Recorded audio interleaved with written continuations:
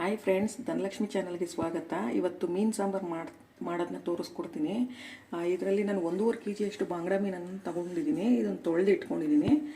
ಮತ್ತು ಮೀನು ಸಾರು ಮತ್ತು ಮೀನು ಫ್ರೈ ಎರಡನ್ನೂ ತೋರಿಸ್ಕೊಡ್ತೀನಿ ಇವತ್ತು. ನೋಡಿ ವೀಕ್ಷಕರೇ, ಇವಾಗ ಕಟ್ ಮಾಡಿ ಇಟ್ಕೊಂಡಿದ್ದೀನಿ. ಇದಕ್ಕೆ ಒಂದು ಅರ್ಧ ಚಮಚದಷ್ಟು ಅರಿಶಿನ ಹಾಕಿದ್ದೀನಿ.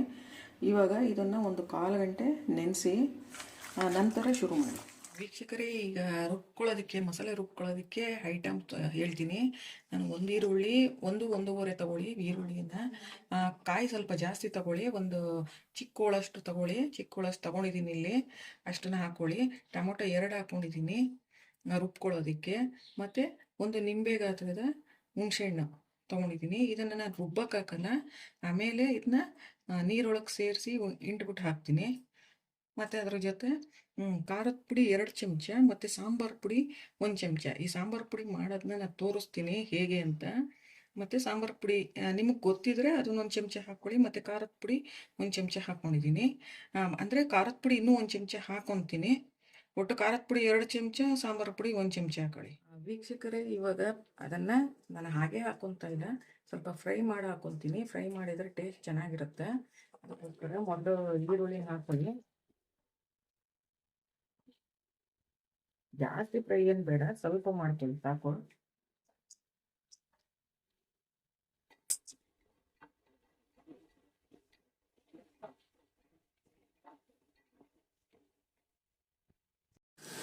ಇಷ್ಟು ಫ್ರೈ ಮಾಡ್ಕೊಂಡ್ರೆ ಸಾಕು ಈರುಳ್ಳಿನ. ಮತ್ತು ಇವಾಗ ಟೊಮೊಟೊ ಹಾಕ್ಕೊತಾ ಇದ್ದೀನಿ. ಟೊಮೊಟೊನೂ ಅಷ್ಟೇ ಸ್ವಲ್ಪ ಫ್ರೈ ಮಾಡ್ಕೊಳ್ಳಿ. 2 ನಿಮಿಷ ಮಾಡಿಕೊಂಡ್ರೆ ಸಾಕು.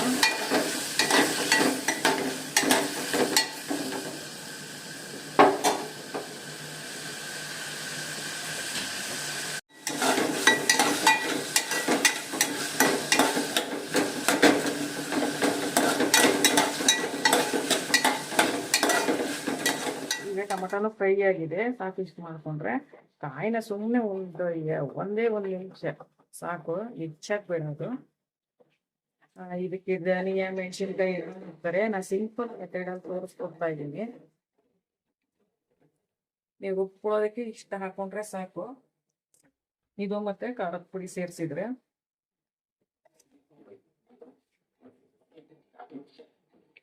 ವೀಕ್ಷಕರು, ಈಗ ತಣ್ಣಕ್ಕಾಗಕ್ಕೆ ಇಟ್ಟಿದ್ದೆ.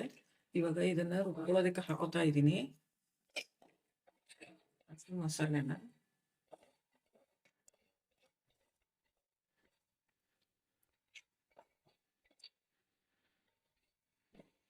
ಮತ್ತು ಇದ್ರ ಜೊತೆ 2 ಚಮಚ ಖಾರದ ಪುಡಿ, 1 ಚಮಚ ಸಾಂಬಾರು ಪುಡಿ ಹಾಕೋತಾ ಇದ್ದೀನಿ.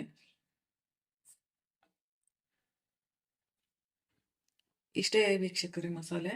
ಇದನ್ನ ರುಬ್ಕೊಳ್ಳಿ. ಇವಾಗ ಖಾರ ರೆಡಿ ಆಗಿದೆ ವೀಕ್ಷಕರೇ. ಈಗ ನೆಕ್ಸ್ಟು ಪಾತ್ರೆ ಇಟ್ಟಿದ್ದೀನಿ. ಅದಕ್ಕೆ ಸ್ವಲ್ಪ ಎಣ್ಣೆ ಹಾಕ್ಕೊಳ್ಳಿ. ಒಂದು 2 ಸ್ಪೂನಷ್ಟು ಎಣ್ಣೆ ಹಾಕ್ಕೊಂಡಿದ್ದೀನಿ. ಅದಕ್ಕೆ ಈ ರುಬ್ಕೊಂಡಿರೋ ಖಾರನ ಒಂಚೂರು ಬಿಸಿ ಆಗಿದ ತಕ್ಷಣ ರುಬ್ಕೊಂಡಿರೋ ಖಾರನ ಹಾಕ್ಕೊತೀನಿ.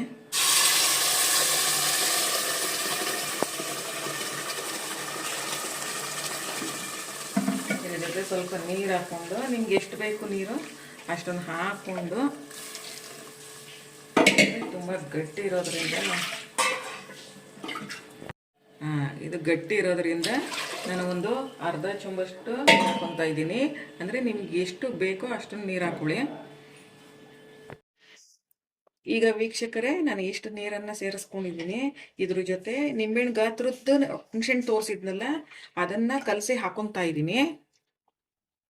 ಸ್ವಲ್ಪ ಹುಳಿ ಜಾಸ್ತಿ ಇದ್ರೂ ಪರವಾಗಿಲ್ಲ, ಹಾಕೊಳ್ಳಿ. ಈಗ ಇದನ್ನ ಒಂದು 2 ಕುದಿ ಬರೋವರೆಗೂ ಕುದಿಸಿ.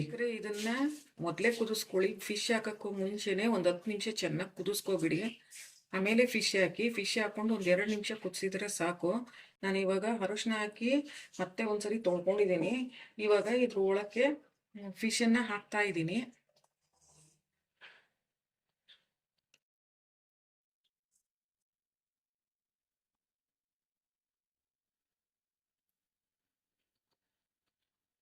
ನೀವು ಅರಿಶಿನ ಹಾಕಿ ಇಟ್ಮೇಲೆ ಮತ್ತೆ ಹಾಕೋ ಟೈಮಲ್ಲಿ ಒಂದ್ಸಲಿ ತೊಳ್ಕೊಳ್ಳಿ.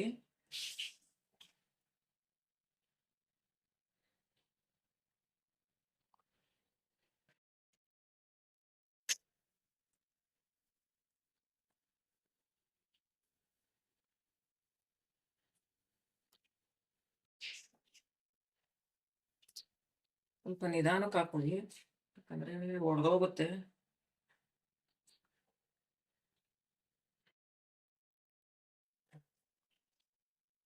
ವೀಕ್ಷಕರೇ, ಈಗ ರುಚಿಗೆ ಎಷ್ಟು ಬೇಕೋ ಅಷ್ಟನ್ನ ನಿಮಗೆ ಗೊತ್ತಿರುತ್ತಲ್ವ, ಅಷ್ಟು ಇದನ್ನು ಹಾಕೊಳ್ಳಿ, ಉಪ್ಪನ್ನು. ನಾನು ರುಚಿಗೆ ತಕ್ಕಷ್ಟು ಉಪ್ಪನ್ನು ನಾನು ಮೊದಲೇ ಹಾಕೊಂಡು ಕುದಿಸ್ಕೊಂಡಿದ್ದೀನಿ.